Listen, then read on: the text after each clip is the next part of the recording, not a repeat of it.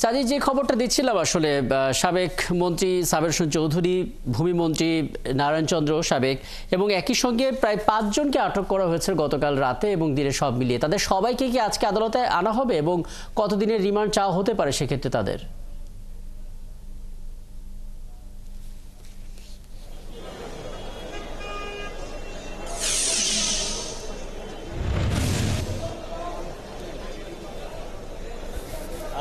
আপনি আসলে যাদের নাম বললেন এদের মধ্যে ৩ জনকে আজকে আদালতে আনা হবে। প্রথমত হচ্ছে সাবের হোসেন চৌধুরী, যিনি আসলে বন ও পরিবেশ বিষয়ক মন্ত্রী ছিলেন এবং এই একেবারে শেষ সময় অর্থাৎ ২০২৪ সালে যে নির্বাচন, জাতীয় নির্বাচন, সেই নির্বাচন পরবর্তীতে তিনি কিন্তু আসলে মন্ত্রী হয়েছেন। এর আগে তিনি কিন্তু অনেক দীর্ঘ বেশ কয়েক বছর পরে কিন্তু এই দায়িত্ব পেয়েছেন। এর আগে তিনি ২০০১ থেকে ২০০৮ পর্যন্ত আওয়ামী লীগের সাংগঠনিক সম্পাদক হিসেবে দায়িত্ব পালন করেছেন। পরবর্তীতে সাবেক প্রধানমন্ত্রী শেখ হাসিনা রাজনৈতিক হিসেবে দায়িত্ব পালন করেছেন।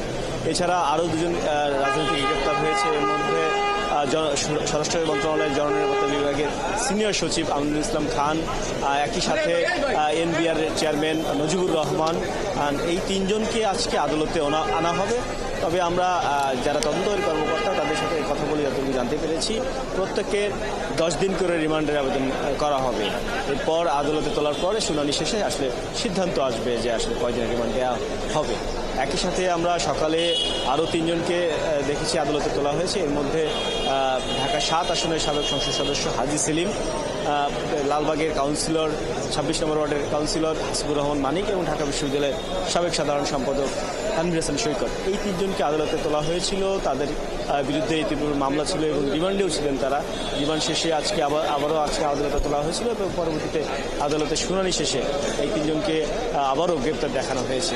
তো এইসব বিষয় নিয়ে রাষ্ট্রপক্ষের আইনজীবী এবং আসামি পক্ষের আইনজীবী তারা গণমাধ্যমের সামনে কথা বলেছেন। বিশেষ করে আসামি পক্ষের আইনজীবী যে কথা সেইটি হচ্ছে যে হাজি সেলিমের বিষয়ে আদালতের সামনে পেশ করা হয়েছিল যে তিনি হুকুমদাতা হিসেবে চকবাজার থানার রকিব হাওলাদার নামে এক তরুণকে হত্যা করেছেন, হত্যার সঙ্গে জড়িত ছিলেন তার হুকুমদাতা হিসেবে। সেই বিষয়ে যুক্তি খণ্ডন করেছিলেন। যুক্তি খণ্ডনে আসলে তারা তেমনটা সুযোগ পান। তিনি বলছেন যে যেহেতু হাজি সেলিম বাক প্রতিবন্ধী, তিনি আসলে বাক প্রতিবন্ধী হয়ে কিভাবে এই হুকুম দিয়েছেন, এই বিষয়গুলো নিয়ে জামিন শুনানি হওয়ার কথা ছিল, তবে সেটি আসলে আমলে নেয়নি আদালত। পরবর্তীতে গ্রেপ্তার দেখিয়ে তাদেরকে আবারও কারাগারে পাঠানো হয়েছে। রাকিব, বোঝা যাচ্ছে আজকে বেশ ঘটনাবহুল দিন পার করতে যাচ্ছে আদালত প্রাঙ্গণ এবং আপনি আছেন সেখানে, নিশ্চয়ই একটু পরপর আপনার কাছে আসবো এবং আপডেট হবো আমরা। ধন্যবাদ যুক্ত হওয়ার জন্য। সহকর্মী সাজিদ সরকার আদালত থেকে যুক্ত হয়েছিলেন আমাদের সঙ্গে।